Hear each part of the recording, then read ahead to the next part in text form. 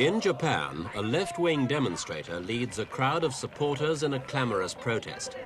The audience is made up of farmers and students. On the face of it, an unlikely alliance, but one that's held firm for more than 10 years on one particular issue: the building of a new international airport to serve the Japanese capital, Tokyo.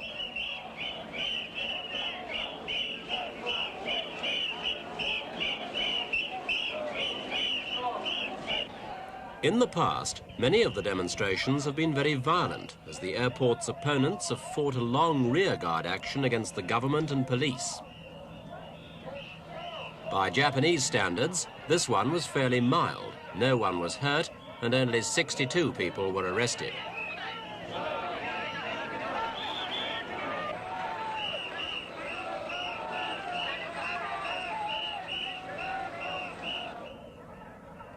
This is what they've been protesting about: Narita International, an $800 million project that was supposed to relieve congestion at Tokyo's other airport, Haneda.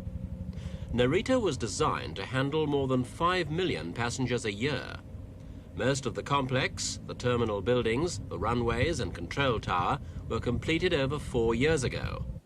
But owing to the opposition campaign, the first plane has yet to land here, the first passengers still to embark.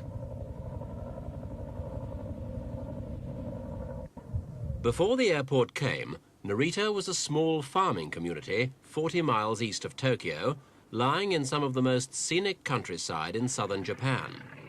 When the bulldozers moved in to begin clearing the 40-square-mile site in 1966, local farmers began to organize their opposition.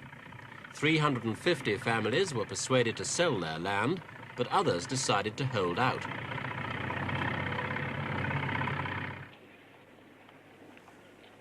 It's unlikely the farmers would have had much success if they had fought their battle alone.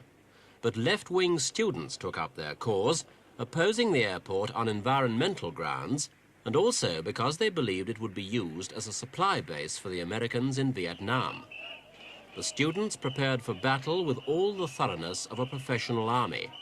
In training sessions, units were welded together to form a formidable fighting force, sometimes more than 2,000 strong.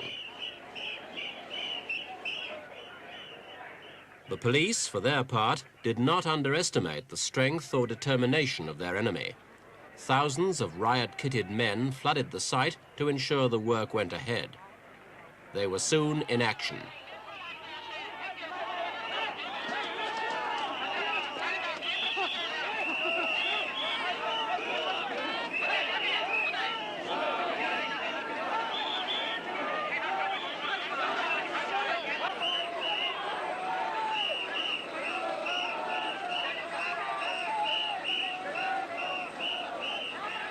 The police always won these battles in the end, but no sooner had they established their control than the students returned to start the battles afresh. Some farmers who refused to give up their land barricaded themselves into underground bunkers and tunnels which they stocked with food.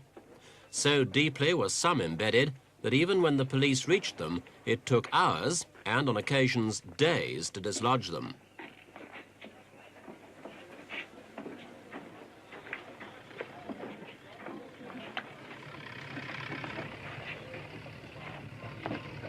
Nearly every phase of the airport's construction had to be completed virtually under siege conditions.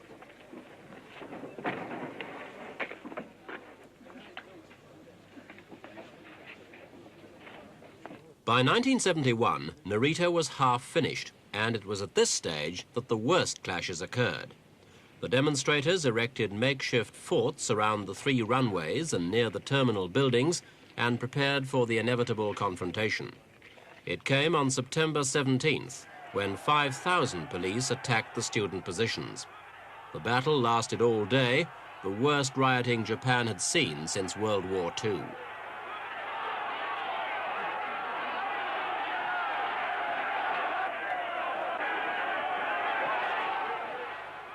The bitterness and intensity of the fighting, as shown in scenes like these, was even compared with the bloody samurai battles in Japan's medieval history. 3 policemen were killed and over 100 injured.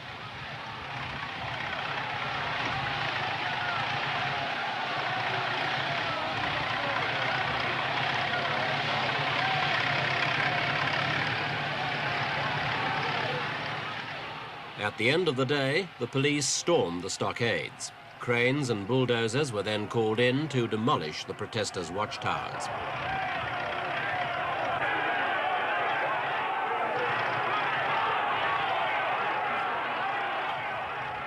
Nearly 400 demonstrators were arrested in that one day's action alone.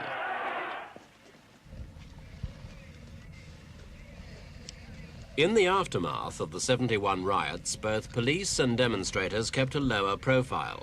The protest went on, but it took a quieter, yet oddly enough, even more effective form. Land just outside the airport perimeter was bought up by the protesters' organization with money raised in a nationwide appeal.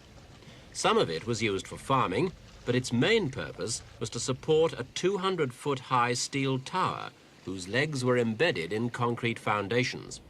The tower was less than half a mile from the end of the runway and projected 80 feet up into the flight path of any plane approaching or taking off. From this vantage point, the protesters watched as the authorities began to construct a road to the tower, down which, one day, they'd send cranes and bulldozers to topple the last stronghold of the airport's opponents.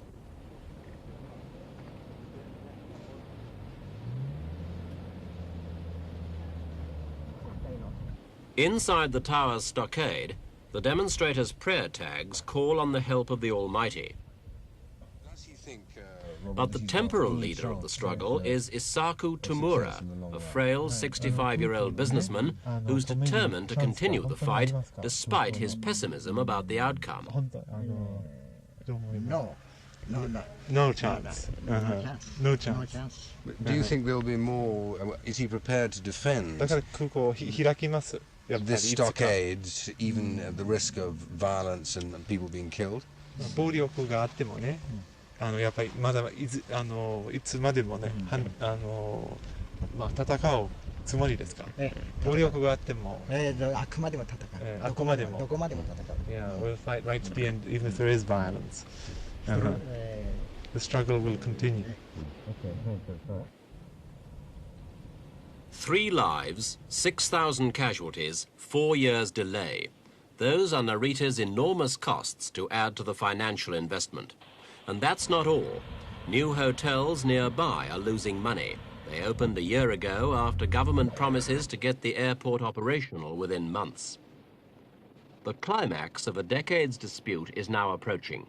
At least 30 demonstrators plan to cling to the tower as it's brought down, a final, almost certainly suicidal act of defiance, but one it seems the government will have to accept as the final payment for Narita International.